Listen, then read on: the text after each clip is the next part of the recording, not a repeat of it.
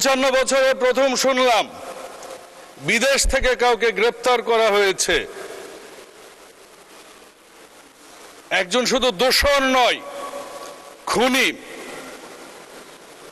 তাকে বিরোধী দলের এর মাঝে কোনো আনন্দ দেখলাম না।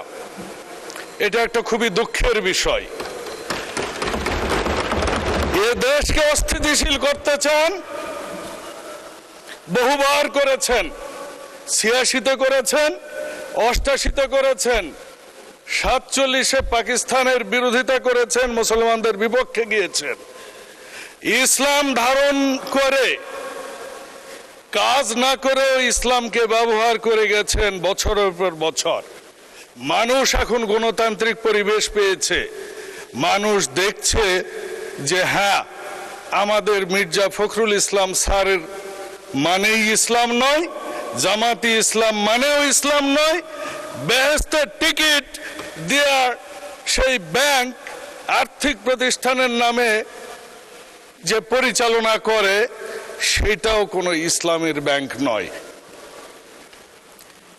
এই পরিস্থিতিতে যে বাজেটটা এসেছে, এই বাজেটটা কিন্তু জনগণের জন্য এসেছে, মানুষের জন্য এসেছে, সাধারণ মানুষের জন্য এসেছে, স্বাস্থ্যের জন্য এসেছে, শিক্ষার জন্য এসেছে, কৃষির জন্য এসেছে, সেবার জন্য এসেছে। মানুষের, এমনকি যারা সিনিয়র সিটিজেন তাদেরকে অ্যাকোমোডেট করা হয়েছে, ব্যবসায়ীদের করা হয়েছে।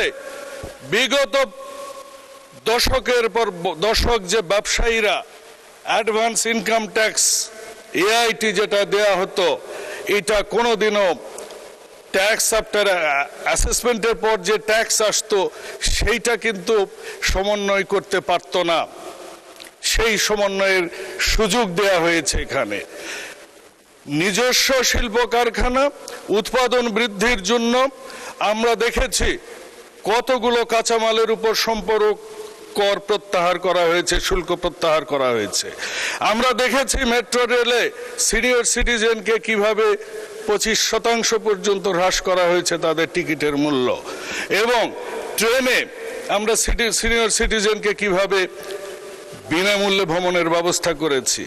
ক্যান্সার বলেন, ডায়ালাইসিস রোগী বলেন, কিডনি বলেন, হার্ট বলেন, এই সব দুরারোগ্য রোগের জন্য প্রত্যেক বছর মাননীয় প্রধানমন্ত্রীর ত্রাণ তহবিল থেকে এবং সমাজসেবা অধিদপ্তর, যেটা আমাদের সমাজসেবা এবং মহিলা ও শিশু মন্ত্রণালয় থেকে বিভিন্ন ধরনের আমরা বরাদ্দের সামাজিক সুরক্ষার বরাদ্দ রেখেছি। এমন পরিস্থিতি হয়েছে, আমরা পরিবেশকে কিভাবে আমরা নিয়েছি যে আমরা পেট্রোল চালিত গাড়িকে অনুৎসাহিত করে ইলেকট্রনিক গাড়িকে, যেটা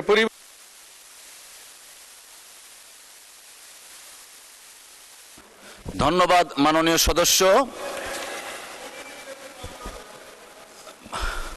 জি, 2 মিনিট। Thank you. আমাদের এই বাজেট নয়, এই বাজেটটা আমার দেখা মতে যতগুলো বাজেট আমরা দেখেছি, বিএনপি যতবার এসেছে, ম্যাডাম খালেদা জিয়ার সময় আমরা দেখেছি যখন ভ্যাট করা হয়েছিল কিরকম আন্দোলনে গিয়েছিলেন, এই আমার সামনের যারা আছেন তারা সহ একটা নির্দিষ্ট গোষ্ঠী যারা বাংলাদেশের স্বাধীনতা সার্বভৌমত্বে বিশ্বাস করে না তাদেরকে আমরা রাজপথে দেখেছি, যারা বাংলাদেশকে করদ রাজ্য বানাতে চায় তাদেরকে আমরা দেখেছি।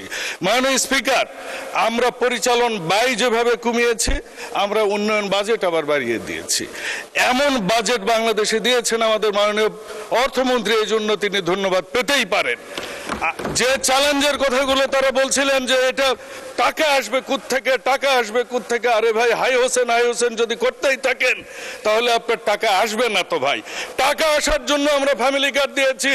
ওই নারীটা যে ওই দোকানে, গ্রামের দোকানে কিনবে, ওই নারী যে ওই 2500 টাকা দিয়ে একটা ছাগল কিনবে, আমরা গ্রামীণ অর্থনীতিকে আমরা চালু করছি। আমরা মানি কিভাবে মাল্টিপ্লায়ার হবে, কত দ্রুত মানি ইকোনমিতে মাল্টিপ্লায়ার হবে, আমরা যেভাবে কারখানা ইন্ডাস্ট্রিয়ালাইজেশনকে উৎসাহিত করছি, ঠিক একইভাবে আমরা গ্রামীণ ইন্ডাস্ট্রিকে কিভাবে উৎসাহিত করছি, এই বাজেটে এসেছে।